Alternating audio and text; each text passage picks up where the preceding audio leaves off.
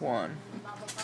Okay, so we're going to go over the muscles from the opponens policus to your opponens digiti minimi.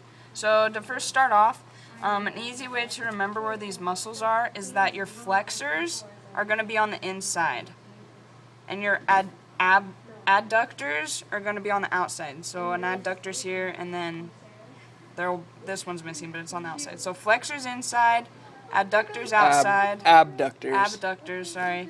And then your opponents are underneath, so these ones. So flexors inside, abductors outside, opponents underneath. Okay, so your opponens policus is right here.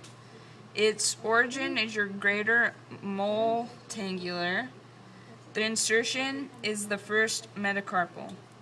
Next is your abductor policus brevis. That's the missing one. So that would be the abductor policus brevis. The origin is the greater multangular, and the insertion is the thumb. Next is your flexor policus brevis. That's inside, right here. So flexor. Origin, greater multangular, and insertion is the thumb. Next is your adductor policus. That's this part. You can pinch it. It's right here. That's the origin is the second and third metacarpal, greater and lesser multangular, and the captate, and the insertion is the thumb.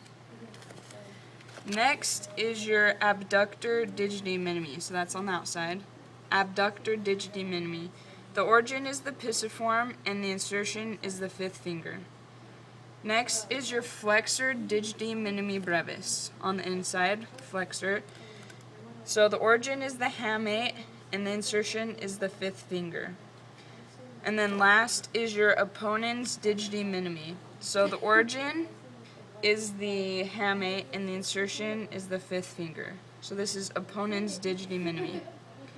So now we're going to go over some joints that you guys learned in class. So we're just going to go over this part right here.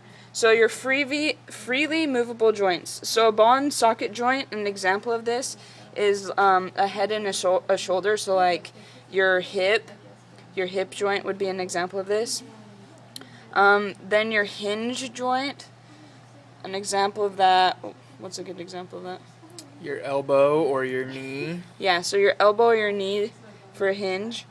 A condyloid, a good shape for that is your wrist, your metacarpals, or your metatarsal bones. A pivot would be like your axis and atlas. Remember, those are your vertebrae, your first two. So your atlas and the axis. Then your gliding joints, an example of that would be your intercarpal or intertarsal bones. So the small bones in your hand or in your foot. Yep. And then a saddle is similar to the condyloid. That's like your greater multangular and your first metacarpal bones. It's also important to remember the degrees of freedom in which they have, so how movable they are. In order, it goes number 1, ball and socket, number 2, condyloid and saddle, number 3, hinge, number 4, pivot, and number 5, gliding.